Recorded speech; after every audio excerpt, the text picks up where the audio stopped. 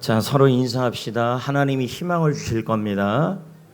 네, 하나님이 희망을 주실 겁니다. 희망을 주실 겁니다.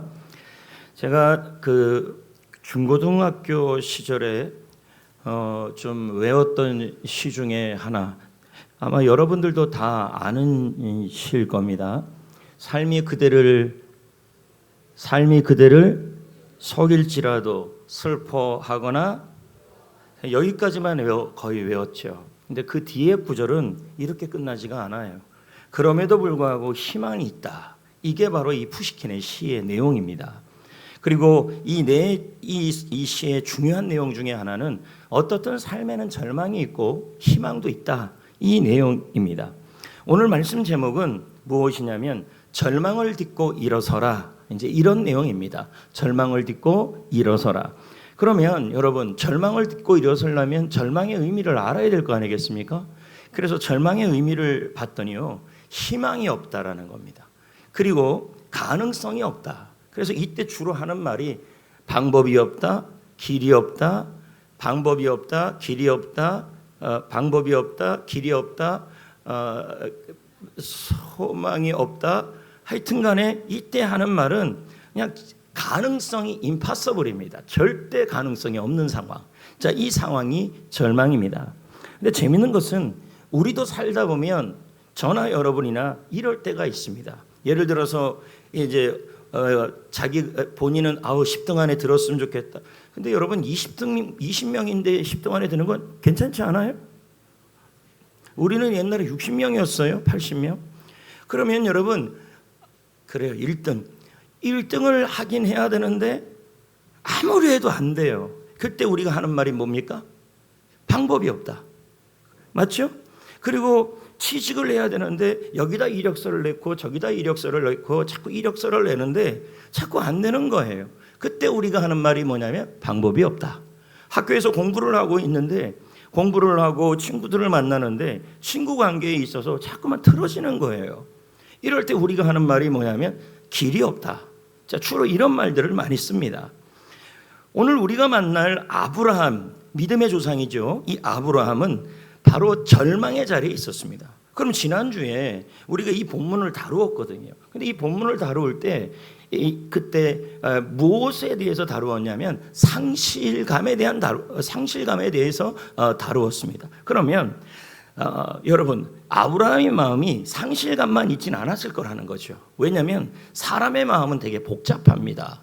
그래서 아브라함의 마음에 또 하나의 마음이 있다면 그게 절망입니다. 왜 그러냐면 아브라함이 만난 하나님을 성경에서는 두 종류의 하나님이라고 그럽니다. 근데 이 두 종류의 하나님이, 하나는 상실을 해결하는 하나님, 하나는 절망을 해결하는 하나님이었습니다. 그래서 오늘 말씀이 절망을 딛고 일어서라, 이제 이런 말씀을 나누려고 합니다.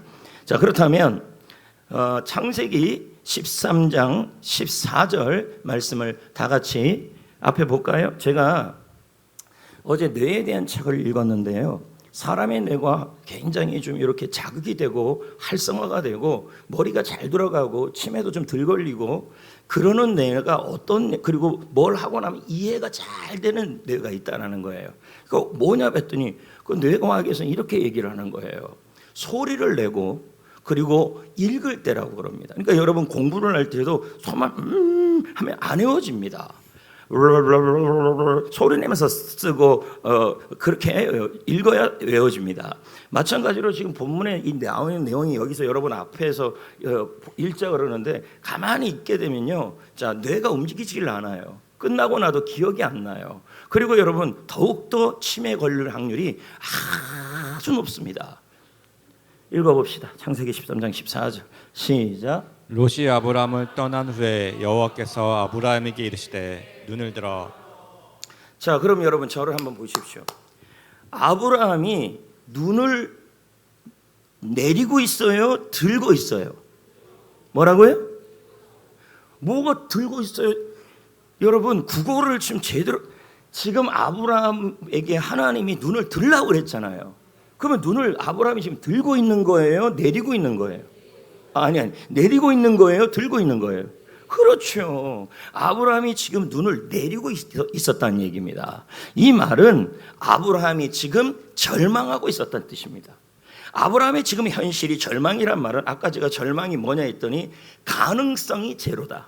더 쉽게 설명하면 길이 없다, 방법이 없다. 이게 바로 절망이에요. 근데 아브라함은 지금 완전히 절망 속에 있었기 때문에 눈을 드는 게 아니라 눈을 내리고 있었다는 거예요. 우리도 여러분 삶에서 예를 들어서 돈을 구해야 되는데 돈을 구할 방법이 없다, 길이 없다 그러면 우리는 어떻게 되냐면 마음이 자꾸 다운이 되고 절망하게 됩니다. 그것이 지금 얘기하는 겁니다. 그렇다면 아브라함이 도대체 왜 이렇게 절망하고 있었냐는 거예요. 저나 여러분이나 분명히 여러분 이럴 때가 있어요. 왜 그러냐면 대학에 합격하고 고등학교에 합격하고 취직하고 결혼하고 결혼해서 애 낳고 애 키우고 부부 사이를 하면서 그러면서 이렇게 모든 가정에 분명히 이런 경험들이 와요. 야, 이거 도대체 어떡하지? 이럴 때가 와요. 또 회사 생활을 해요. 회사에서도 그럽니다. 그리고 여러분 장사하는 사람들 있잖아요. 장사하는데 손님이라는 게 우리가 원한다고 오는 게 아니잖아요. 그럴 때 우리는 뭐라 그러냐면 어떡하지? 왜 손님이 안 오지? 어떻게 방법이 없다? 이런 말들을 한다는 얘기죠. 이게 말한 절망이에요. 그러면 아브라함이 절망한 이유가 세 가지가 있다는 얘기죠. 이게 우리에게도 해당이 된다는 얘기예요. 그 첫 번째가 뭐냐면 여기 나와 있는 것처럼 좋은 땅을 잃어버렸어요. 그러면 여러분 아브라함의 좋은 땅은 아브라함이 입장에서 좋은 땅은 누가 가져간 겁니까? 자, 룻입니까? 롯입니까? 자, 룻입니까? 루스입니까? 엘로티입니까? 아까 저기 모민우 씨가 어떻게 읽었습니까? 룻이 이렇게 읽었어요. 룻은 여자입니다. 물론 잘못 읽었겠죠. 저 사람이 모태신앙인데 그럴 리는 없을 거 아니겠습니까? 그러니까 여러분 롯이 좋은 땅을 다 가졌습니다. 그러면 아브라함이 좋은 땅을 가질 기회를 놓친 거예요? 안 놓친 거예요? 놓쳤죠. 좋은 땅을 잃었죠. 그러니까 뭡니까? 아브라함이 절망한 이유는 이제 더 이상 좋은 땅을 얻을 가능성과 기회가 없다는 얘기입니다. 예를 한번 들어봅시다.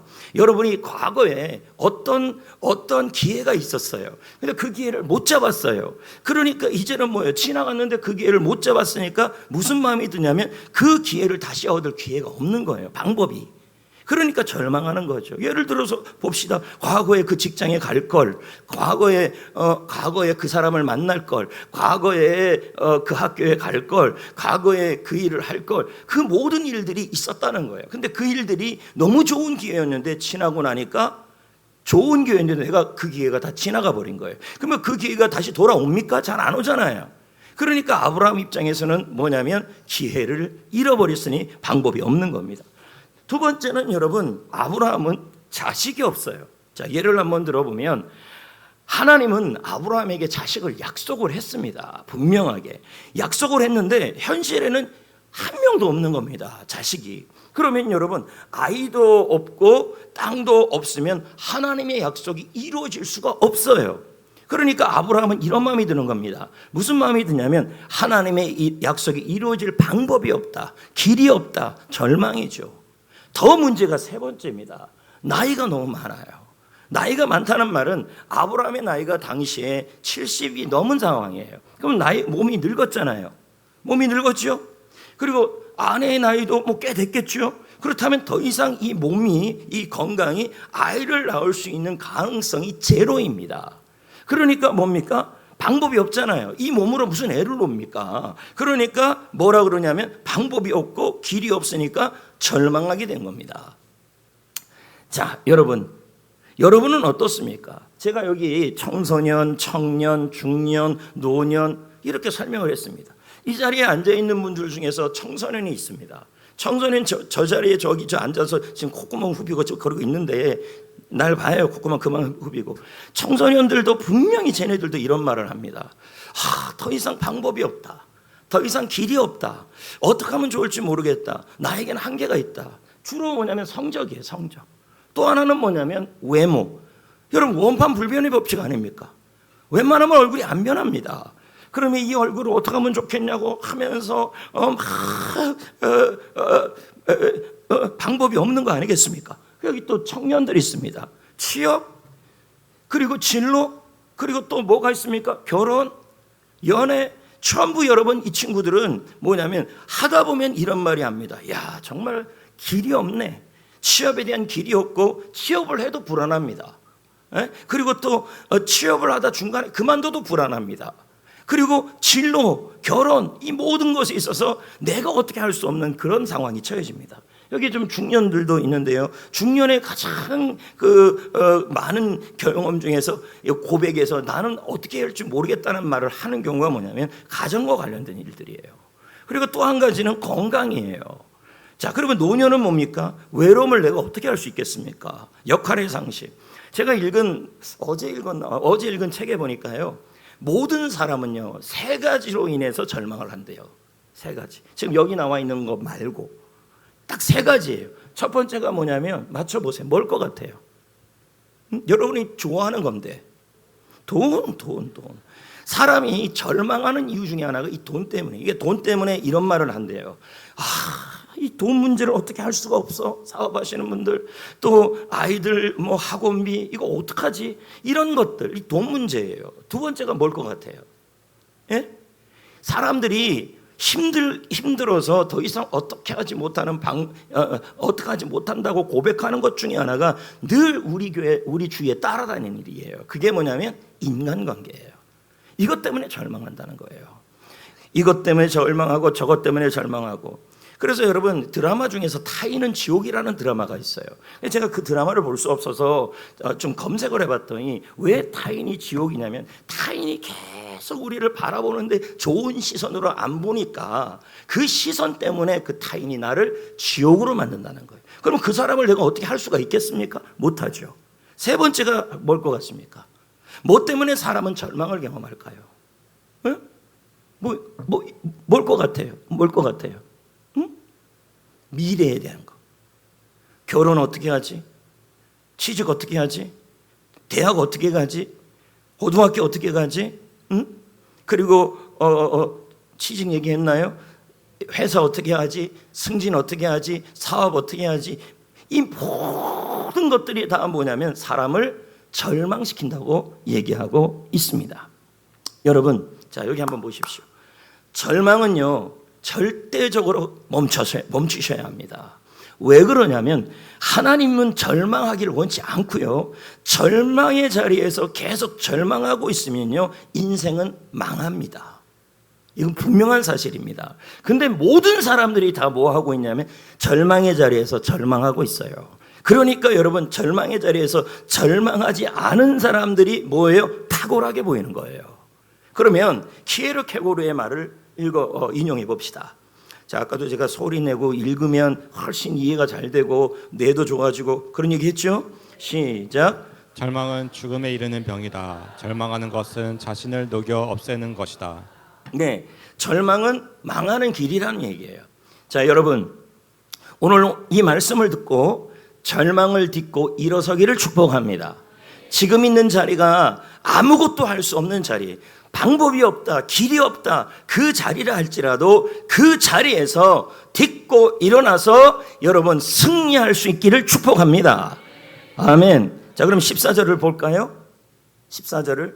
하나님은요, 자, 여러분 여기 한번 보세요. 하나님은요, 인간의 눈으로 절망을 보길 원치 않아요. 자, 우리의 눈으로 절망을 바라보면요, 어떻게 보이냐면 길이 없는 거예요. 방법이 없는 거예요. 해결점이 없는 거예요. 그래서 하나님이 지금 아브라함에게 뭐라 그러냐면 절망을 네가 보는 사람이 보는 시선으로 보지 말고 나 하나님이 어떻게 보는지를 봐라는 거예요. 자, 14절을 읽어봅시다. 너는 눈을 들어 너 있는 곳에서 북쪽과 남쪽 그리고 동쪽과 서쪽을 바라보라. 지금 하나님이 말씀했죠. 그럼 너 있는 곳은 어디입니까? 아브라함이 지금 뭐 하고 있는 자리예요? 절망하고 있는 자리예요. 맞잖아요. 몸이 너무 늙어가지고 자식에 대하여 어떻게 할 수 없는 자리, 그리고 본인의 기회가 전부 지나갔기 때문에 더 이상 기회를 잡을 수 없는 자리, 방법이 없는 자리, 그 자리에서 지금 뭐 하라 그러냐면 동서남북을 바라보라 이렇게 얘기하고 있어요. 바라봐라. 그럼 이 바라보다는 뜻이 무슨 뜻이냐? 여기 나와 있는데요. 단순하게 보다는 의미가 아니고 무슨 의미냐면 여러분 다르게 바라봐라. 다르게 생각하라. 이런 뜻입니다. 그러니까 절망을 겪고 있는 그 자리를 지금 여러분이 생각하는 상식적 수준으로 보지 말고 상식적으로 보면 절망은 끝난 자리입니다. 근데 하나님의 눈으로 보면 다르게 보라고 얘기하는 거예요. 그래서 하나님은 이렇게 말씀하는 거예요. 아브라함아, 지금 보이는 너의 현실을 너의 시선이 아니라 나의 시선으로 바라봐라. 너는 끝이라고 보지만 나는 이 절망의 자리를 시작의 자리로 보고 있다. 이렇게 보는 거예요. 아멘. 그럼 여기 한번 보십시오. 여러분, 지난주에 아브라함이 상실감에 있었다 그랬어요. 그때 이 상실감을 겪은 아브라함이 여러분 만났던 하나님이 로마서에서는 없는 것을 있는 것으로 부르시는 하나님이라고 그랬어요. 근데 재밌는 것은 로마서 4장 17절에 아브라함이 만난 하나님이 없는 것을 있는 것으로 부르시는 하나님만이 아니었어요. 또 하나의 하나님이 나와요. 그러면 이 말은 아브라함이 절망 중에 만난 하나님이 바로 이런 하나님이란 얘기예요. 자, 위에 뭐라고 나와 있습니까? 소리를 내서요. 하나님은 죽은 자를 살리시며. 근데 우리가 이런 말씀을 볼 때마다 아브라함이 죽지도 않았는데 살리셨다는 생각이 자꾸 든다는 얘기예요. 이 의미는 그런 의미가 아니란 얘기예요. 여기서 여러분 죽는다는 의미는 시체를 의미하는 것만은 아니에요. 그럼 뭐예요? 기능이 멈추고 쓸 수 없는 상태, 이 상태를 뭐라 그러냐면 죽은 상태라고 설명을 하는 겁니다. 이걸 어떻게 알 수 있냐면 지금 우리가 읽은 게 로마서 4장이에요. 근데 4장 17, 18, 19절 들어가면요, 아브라함의 몸 상태와 사라의 몸 상태를 죽지를 않았는데 이렇게 표현해요. 아브라함과 사라는 나이가 너무 많이 먹어서 그의 몸이 기능을 잃어버렸기 때문에 죽은 것과 방불하다, 이렇게 나와요.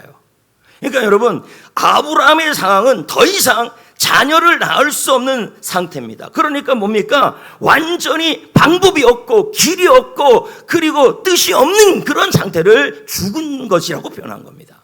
그런 다음에 여기 살린다는 의미가 또 나와 있는데요, 살린다라는 것은 심장이 벌떡벌떡 뛰는 그것만을 의미하는 게 아니라 문맥상으로 본다면, 아브라함을 통해서 본다면 가능성이 없었어요. 그런데 다시 가능해지는 거예요. 불가능한 일이 가능해지는 거예요. 방법이 없는데 하나님이 방법을 찾아주는 거예요. 이게 바로 뭐냐면 살린다는 의미예요. 아브라함이 만난 하나님은 어떤 하나님이에요? 방법이 없는 가운데서 방법을 찾아주는 하나님이에요. 그 하나님을 아브라함이 만난 거예요. 다른 말로 표현하면 절망 가운데 있는 사람에게 희망을 주시는 하나님이란 뜻입니다. 그게 아브라함이 만난 하나님이에요. 아멘. 실제로 여러분, 아까 조금 전에 아브라함의 상태를 설명을 했어요. 어떻다 그랬습니까? 기회가 없다, 방법이 없다. 또 두 번째 상태는 뭐였냐면 하나님의 약속이 멀어졌다. 그러니까 뭡니까? 역시 방법이 없다. 그리고 몸의 상태가 어떤 상태가 되어 있냐면 더 이상 아이를 낳을 수 없는 기능이 제로예요. 그러니까 하나님의 약속이 이루어질 수 없는 상황이에요. 이런 상황에서도 하나님은 일하시는 분이에요. 여러분, 하나님은 돌아가신 분이 아니라 지금도 여러분 가운데 일하시는 분이십니다. 이런 상태인데, 아브라함의 상태가 절망의 상태인데 하나님은 뭐라고 얘기하냐면 창세기 13장 15, 16절에 자식이 없는데, 자식을 낳을 수 없는데 자식 주겠다고 얘기해요. 땅을 잃어버렸는데 다시 하나님이 좋은 땅을 주겠다고, 기회를 주겠다고 말씀하고 있는 거예요. 그럼 뭐예요? 불가능을 가능하게 하시겠다는 뜻입니다. 그게 13장 15, 16절이에요. 시작. 보이는 땅을 내가 너와 내 자손에게 주리니 영원히 이르리라. 내가 내 자손이 땅의 티끌 같이 되리니 사람이 땅의 티끌을 능히 셀 수 있을진데 내 자손도 세리라. 여러분, 여기 한번 보십시오. 성경에 보면 죽은 자가 살아나는 경우들이 있었어요, 없었어요? 있었죠. 있었는데 그 중에서도 가장 죽음의 절정을 맛본 분이 누굴까요? 예수님이죠.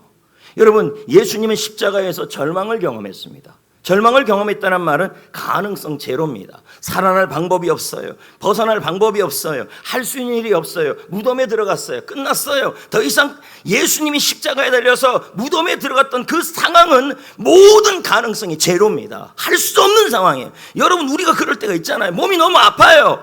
의사 선생님은 좋다고 그래요. 그런데 자꾸만 몸이 아파요. 나아지지 않을 것 같아요. 그래서 우리 입에서 뭐가 나오냐면 더 이상 좋아지지 않는 거 아니야, 이런 말들이 나옵니다.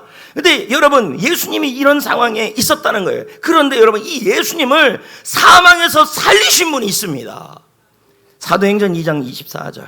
자, 다 앞에 보시고 읽어보십시오. 시작. 하나님께서 그 예수님을 사망의 고통에서 풀어 살리셨으니. 여러분, 죽은 자를 살리셨습니다. 누가? 하나님이. 이 하나님이 바로 아브라함이 만난 하나님이에요.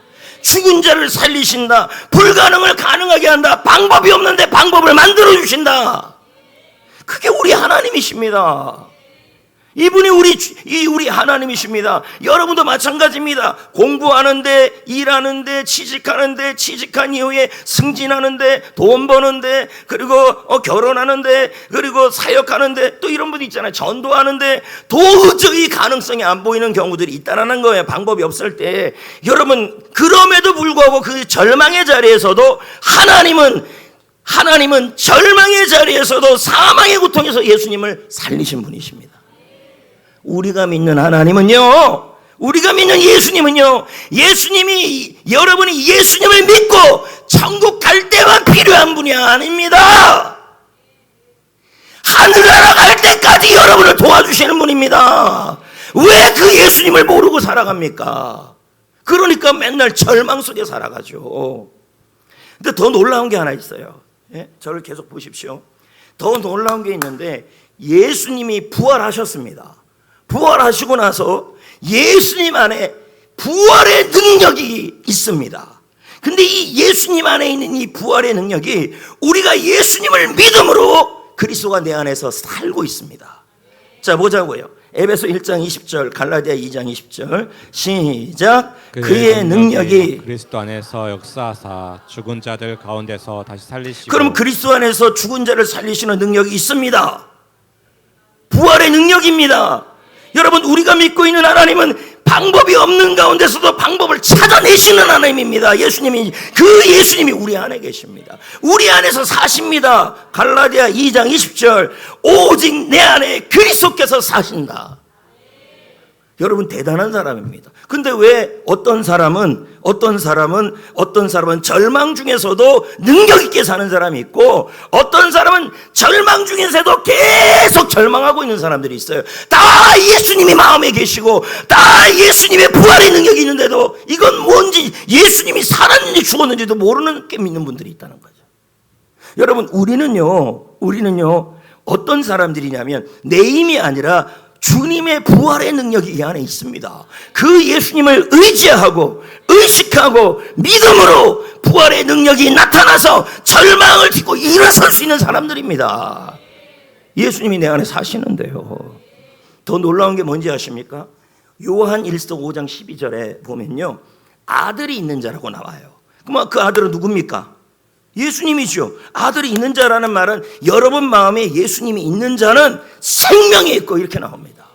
생명이 뭡니까? 생명력입니다. 살리는 겁니다. 부활의 능력이죠. 예. 그래서 여러분, 그리스도인은요 항상 이 마음 안에 예수님을 모시고 살고 부활의 능력을 가지고 사는 사람들입니다. 그래서 이렇게 말한 사람이 있어요. 그가 누구냐면 마틴 로이드 존스 목사님이에요. 자, 읽어볼까요? 시작. 그리스도인은 죽음을 이긴 능력을 가슴에 품고 살아가는 사람이다. 여러분은 마음속에 죽음을 이긴 능력, 부활의 능력, 예수님이 그걸 품고 살아가는 사람이에요. 그런데 문제가 생기고 절망스러운 환경이 생기면 뭐라 그러냐면, 여기 주님이 계신데도 주님의 능력이 안 나타나요. 계속 뭐라 그러냐면, 전도할 방법이 없대요. 게스트 데려올 방법이 없대요. 계속 사역할 힘이 없대요. 계속 방법이 없대요. 계속 이렇게 얘기합니다. 예수님의 복음은요, 예수 믿을 때만 필요한 게 아니라 천국 갈 때까지 매일 순간마다 그 능력이 나타나야 합니다. 그게 예수 믿는 거죠. 지난주 저는 경상도 청도 소싸움 하는데 배가 고파가지고 누구도 밥도 안 주고 그래가지고 홀로 짬뽕집 찾아가갖고 짬뽕 먹고 낙지 한 마리 집어넣어가지고 무지하게 맛있더라고요. 됐고 경상도 청도에서 목회자 수양회를 인도했습니다. 거기 이제 목사님들이 30-40명이 모였죠. 근데 제가 거기를 간 이유가 있어요. 왜냐하면 이 단체가 도농선교회였습니다. 도농선교회는 전도하는 단체입니다. 그러니까 전도를 하는데 양육이 안 된다고 이제 저한테 연락이 온 거죠. 온 건데 이걸 하기 전에 그 도농선교회를 끌어가는 장로님이 계셔요. 목사님들을 도와주는 거죠. 물질적으로 그리고 모든 걸. 근데 이 장로님이 개발한 게 소금이에요. 고추장하고 간장하고 나한테 고추장 하나 주더라고요. 그런데 여러분 이 장로님이 얼마나 대단한 분이시냐면 이 장로님이 영혼구원을 위해서 마음껏 이렇게 다 투자해 주고 있어요. 그러다가 이제 이 도농선교회 목사님 한 분이 이제 저 책 있잖아요. 100년 된 시골 그 책을 읽고 북스터디를 한 거예요. 같이 모두 나눈 겁니다. 그 나누고 나서 그 장로님이 권준호 목사 좀 데리고 오라고 직접 한번 들어보자고. 그래서 이제 제가 가게 된 거죠. 가갖고 했는데 강의 시간이 굉장히 길었어요. 1시 반부터 해서 저녁까지 한 거니까요. 근데 그 강의를 듣는데 그 모든 분들이 처음 들어보는 얘기를 하는 거예요. 그러면 전도를 했는데 사람을 세우는 일은 거의 안 했던 얘기예요. 교회들마다. 예.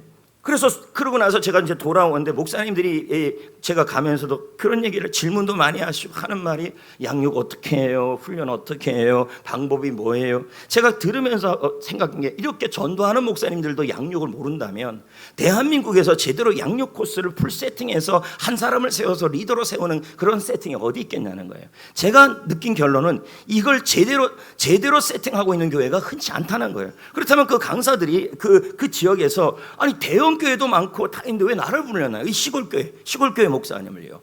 왜냐하면 바르게 하고 있다는 얘기예요. 지금 이게 제가 가서도 계속 외친 게 뭐냐면 급성장 얘기하지 말라 그랬어요. 왜요? 주님 안에서 한 영혼이 구원받고 사람이 세워지는 건요, 이건 아기를 낳고 양육하는 과정이에요. 절대로 급성장이 될 수가 없어요. 그러면 개 중에 급성장이 일어난 건 뭐예요? 목인요, 주위에 있는 교인들이 온 겁니다. 그냥 수평이동으로. 그게 급성장이라는 거예요. 말 조심해야 됩니다. 주님이 원하는 건 급성장이 아니라 바르게 가는 겁니다. 예. 그래서 이제 제가 돌아왔는데 그 수요일 날 목사님이 또 전화가 온 겁니다. 목사님 고마워. 그러니까 제가 갈 때 제 책 있잖아요. 제 책. 그 한 30-40권을 가져가서 다 그냥 줬어요. 제가 그런 얘기를 했습니다. 만약에 제가 이제 9월인가는 이제 오륜교회로 가는데요. 그 가는데 만약에 목사님들이 전도하는 목사님들이 아니었다면 제 책 안 준다 그랬어요. 근데 목사님들이 전도하는 목사님이니까 그냥 책을 다 이렇게 나눠줬습니다. 그러면서 전화가 왔는데 이런 말을 하더라고요. 목사님, 우리는 모두 전도만 했는데 양육이 이렇게 중요한 줄 제가요 그분들에게 이랬습니다. 우리 교회 같이 양육은 준비가 다 안 된 상황이에요. 그러면 전혀 양육을 못했던 분들이 양육을 하려면 실질적 방법을 알려줘야 될 거 아닙니까? 그걸 제가 알려줬다는 거예요. 그렇게 하니까 뭐라 그랬냐면 권 목사님 양육 한번 열심히 해보겠습니다. 이렇게 얘기하더라고요. 그리고 이제 거기 있는 목사님들이 목사님 설교를 계속 지금 유튜브로 듣고 있다고 그 얘기도 하면서 우리 계속 교제하자고. 제가 지금 왜 이 얘기를 합니까? 죽은 자를 살리시고 불가능한 것을 가능하게 한다라는 그 얘기를 하면서 왜 이걸 얘기할까요? 저희 교회를 한번 보자는 거죠. 사실 여러분 우리 교회가 역사가 오래된 교회입니다. 용인에서 가장 시골에 있는 지역입니다. 조금 좀 나아지긴 했지만. 그리고 여러분 처음에 제가 성전교회에서 우리 전도해 봅시다. 여러분 몇 명이나 저를 따라왔습니까? 중직자, 재직들 거의 저 혼자였습니다. 자, 그렇다고 봅시다. 그럼 양육은요? 양육할 때 제대로 절 따라온 사람이 여기 몇 명이나 있었습니까? 거의 없었습니다. 이런 불가능한 상황이 우리 교회였어요. 그런데 여러분 지금은 보십시오. 우리 교회 가운데 불가능이 가능해졌어요. 할렐루야. 여러분 한국교회 사역에 전도 양육에 대해서 지금 대안을 제시하고 있는 상황이 된 거예요. 제가 내년 7월 집회까지 잡혔어요. 그러면 저를 자꾸 부르냐는 거예요. 빠르게 하는 목사는 많아도 바르게 하는 목사는 없다는 얘기예요. 빠르게 하는 교회는 있어도 바르게 하는 교회는 없다는 얘기예요.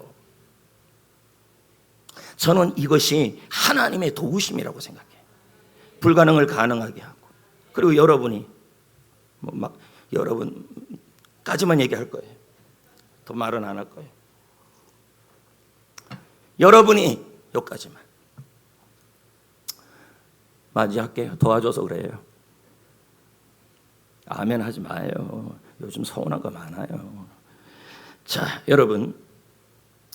그런데 여러분, 정재한 형제. 그런데 여러분, 왜 하나님은 우리를 아무것도 할 수 없는 자리를 보낼까요? 예를 한번 들어봅시다. 취직이 안 돼요. 좀 순풍순풍하게 하면 좋은데, 또 예를 들어서 성적이 안 올라요. 저 친구들 올라갔던 거 좋아하지만 또 떨어질 수 있으니까. 그리고 여러분 주위에 전도를 하는데 계속 전도 안 되는 일들이 계속 일어나요. 이게 절망의 자리 아닙니까? 그리고 여러분 사업을 하고 장사를 하는데 손님이 잘 안 와요. 승진이 잘 안 돼요. 그리고 몸이 아픈데 이것이 의사 선생님은 나아진다 그러는데 나아지는 기미가 잘 안 보여요. 이게 다 절망의 자리예요. 하나님이 우리에게 절망의 자리를 주는 것은 여러분이 계속 절망하라고 주는 게 아니에요. 왜? 여러분, 계속 절망의 자리에서 절망하고 있으면요, 반드시 하나님이 일하지 않아요. 그럼 왜 그럴까요? 바울의 얘기를 한번 들어보자고요. 고린도후서 1장 8절 9절 읽어볼까요? 고린도후서 1장 8절 9절. 우리는 힘이 겹도록 소한 고통을 당하여서 살 소망까지 끊어졌다. 자, 그럼 여기까지만 합시다. 여러분, 바울이 지금 고린도후서 1장의 내용이 뭐냐면 복음을 전하다가 여러분 매를 너무 많이 맞았어요. 예? 바울이 여러분 복음을 전하다가 배가 난파를 너무 많이 당했어요. 바울이 복음을 전하다가 감옥에 갇혔어요. 바울이 복음을 전하다가 채찍을 맞았어요. 그러니까 바울의 입장에서 지금은 살 소망이 없는 거예요. 다른 말로 표현하면 가능성이 없는 절망의 상황이에요.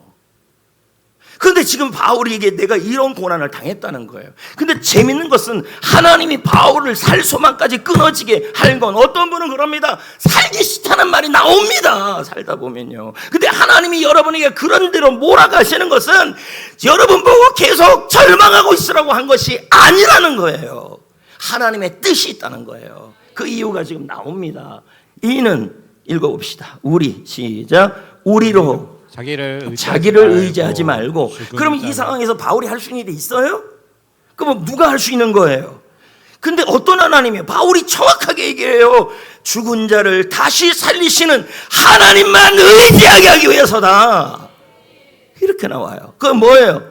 바울에게 절망에 빠진 것은 절망 속에서 네가 할 수 있는 일이 없다. 그러니 이제 널 의지하지 말고 죽은 자를 살리시는, 불가능을 가능하게 하시는 그 하나님을 의지하라고. 그것이 승리하는 길이라는 얘기예요. 전도하는데 불가능합니까? 여러분 힘으로 안 하고 하나님 힘으로 해야지. 가끔 여러분들이 저한테 찾아와서 그러잖아요. 뭐 좀 시키면, 부탁하면 못하겠는데. 못하는 게 맞죠, 여러분 힘으로 하면.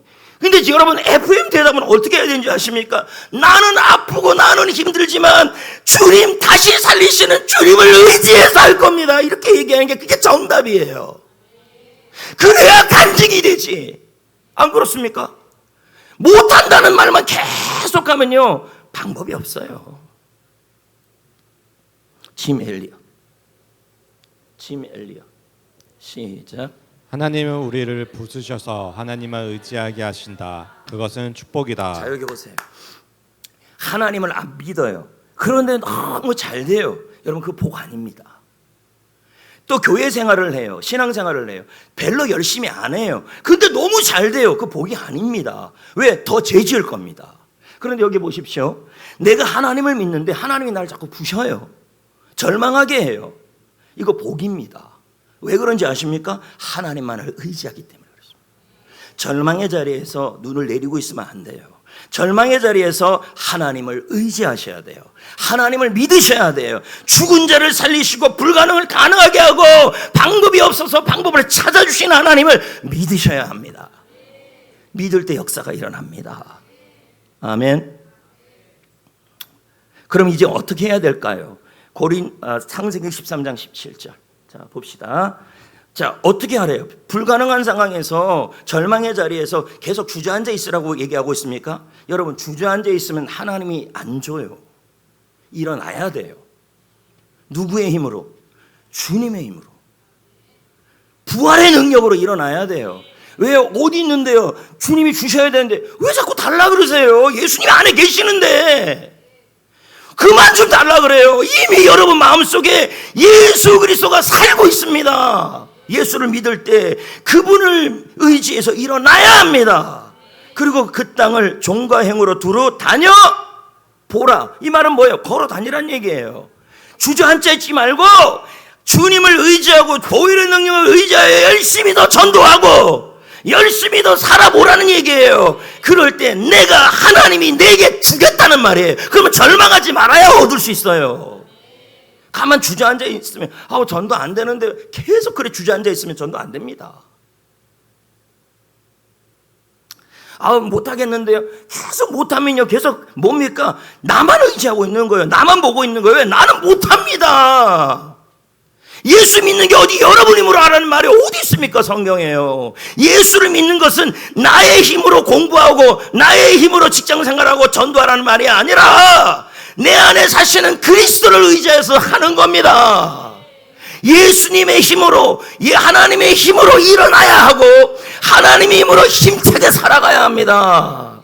자, 여러분 로마서 넘겨봐요. 로마서 4장 18절에 보시죠. 이 로마서 4장 내용은 바로 윗절에 없는 자를 있게 하시고 죽은 자를 살리시는 아브라함의 하나님이에요. 근데 아브라함이 지금 뭡니까? 바랄 수 없는 중에 바라고 믿었다. 불가능한 상황에서 방법이 없는 중에서 길이 없는 중에서도 뭐예요? 죽은 자를 살리시는 하나님을 믿었다는 얘기예요. 지금 믿으셔야 돼요. 옛날에만 잘 믿고 지금 안 믿으면요, 여러분 예수님을 마음에 모시고 살아도요 아무런 능력이 없는 무능한 사람들이 됩니다. 그러면서 입에서 나오는 말이 뭔지 아십니까? 전도 못하겠다, 사역 못하겠다, 뭐 못하겠다. 여러분 못해야 하는 게 맞아요. 내가 못해야 주님이 하시니까요. 다음 뭡니까? 로마서 4장 18절에서 20절 아브라함의 모습을 한번 보자고요. 읽어봐요. 시작. 아브라함은 자기 몸과 사라의 태가 나오잖아요. 죽은 것 같음을 알고 문맥상 그러면 아브라함 하나님이 죽은 자를 살린다는 그 죽은다는 게 뭐예요? 아브라함이 애를 낳을 수 있는 가능성이 제로란 뜻입니다. 여러분의 인생에 뭘 해결할 가능성이 제로란 뜻입니다. 그런데 아브라함이 어떻게 했어요? 계속 절망했습니까? 아닙니다. 믿음이 약해지지 아니하고 오히려 믿음이 견고해져서 하나님께 영광을 돌렸다. 그건 뭐예요? 절망의 자리에서 불가능을 가능하게 하시는 하나님을 믿고 일어나고 힘차게 살아가면 그것이 뭐예요? 하나님을 기쁘시게 하는 일이라는 얘기예요. 그런 자에게 주님은 절망의 자리가 기회의 자리가 되게 하시는 겁니다. 아멘. 청소년 여러분, 시험이 너무 어렵습니까? 난 못해 그러지 마시고 공부 열심히 하면서 주님 안에서 할 수 있다.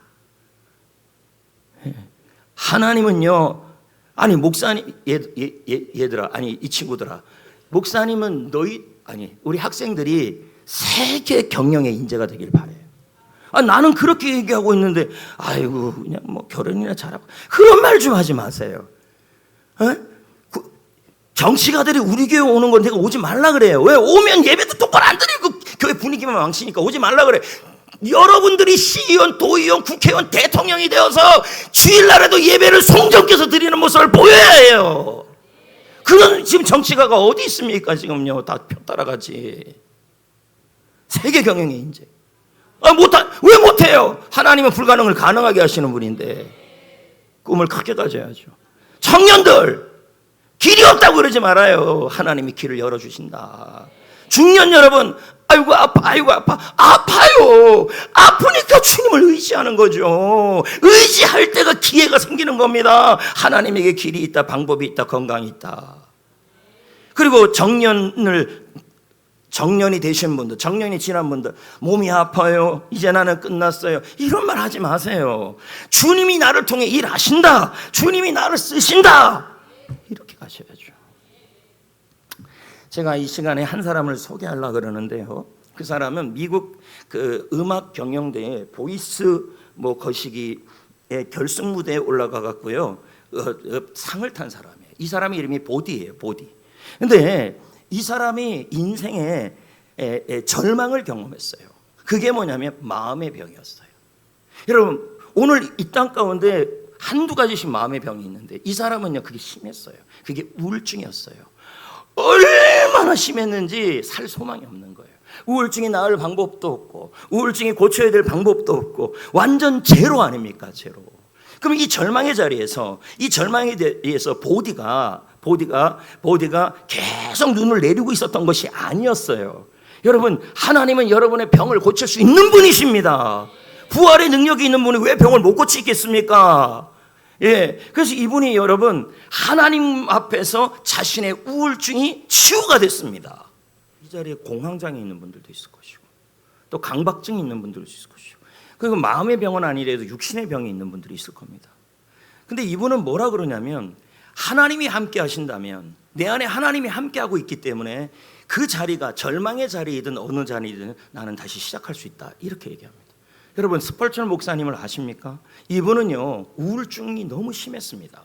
우리가 알기로 스펄전 목사님은 설교의 대가라고 알고 있죠. 맞습니다. 근데 어느 날 말씀을 전하다가 예배당에서 스펄전 목사님을 너무 싫어하는 어떤 사람이 교회에 불이 났다고 거짓말을 한 겁니다. 그러니까 사람들이 우왕좌왕하다가 거기에서 사람이 죽고 이런 일을 스펄전 목사님이 본 겁니다. 자, 절망이죠. 할 수 있는 일이 없습니다. 스펄전 목사님은 이 절망의 자리에서 설교하기도 어려웠어요. 일설에 따르면 이 찰스 스펄전이 1년을 계산으로 해서 설교했던 것은 3분의 1도 안 됩니다. 매주마다 설교하는 게 너무 힘들다는 거예요. 왜냐하면 우울증이 너무 심하니까. 그런 상황에서 스펄전이 늘 뭐 했냐면, 내가 지금 이 자리에서 설교할 방법이 없습니다.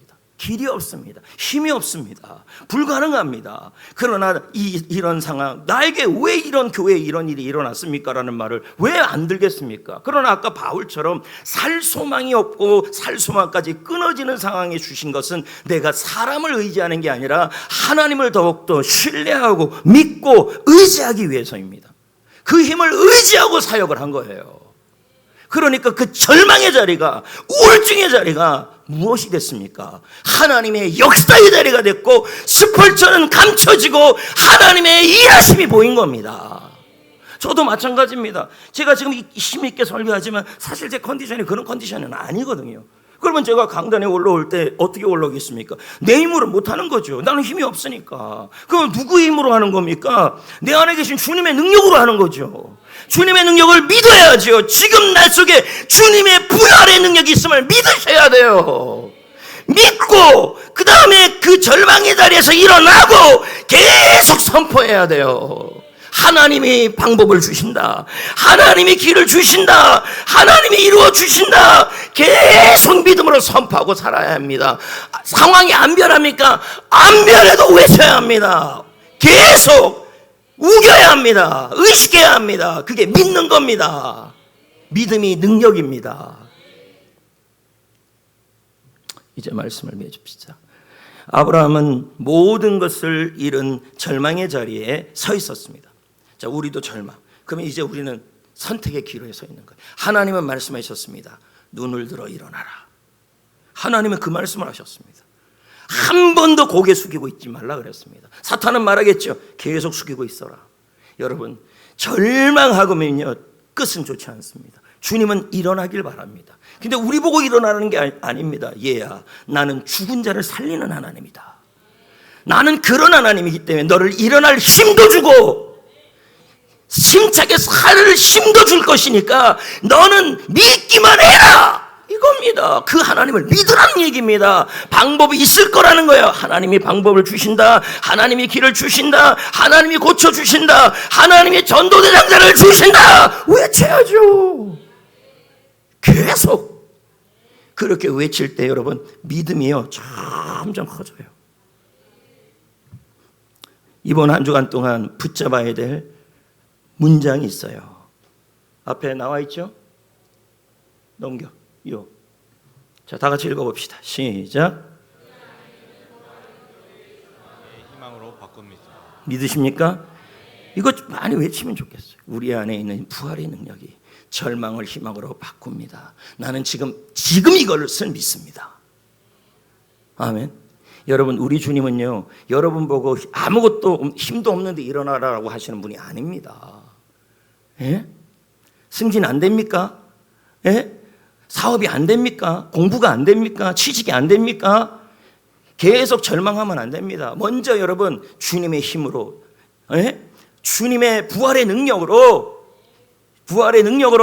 일어나서 힘차게 뭐라도 하고 있어야 합니다. 주님이 길을 열어주실 겁니다. 레마 찬양 봅시다. 전도도 마찬가지고요. 할 수 있다 해보자. 하면 된다 해보자.